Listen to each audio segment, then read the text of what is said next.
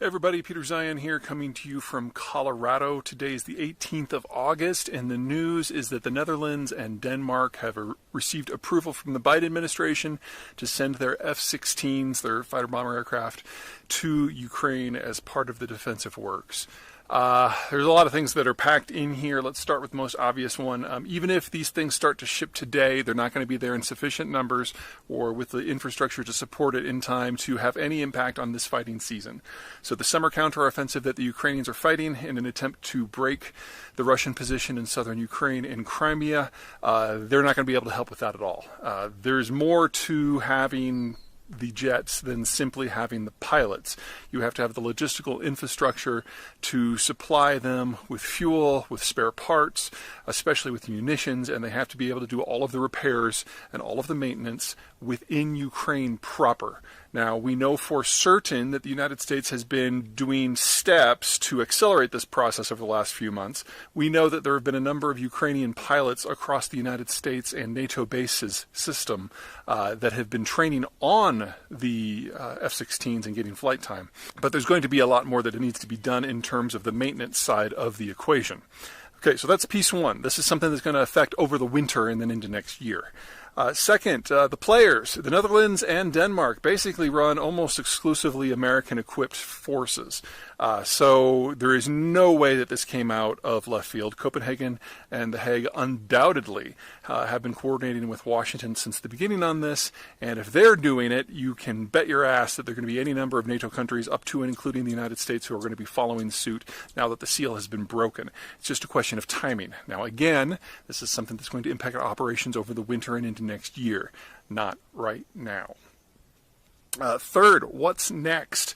The next big step of what the Ukrainians have on their wish list that they haven't gotten is longer range weaponry that will allow them to strike deeper into the occupied territories and, in their mind, ideally even into Russia proper.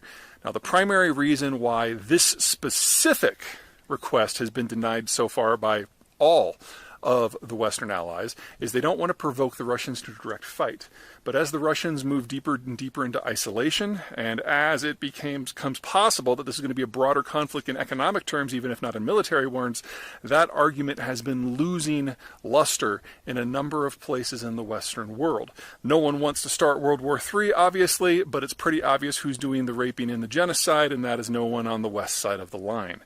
So, we are going to see longer-range weapon systems. I don't want to comment on which ones because there's any number of things that could come into play.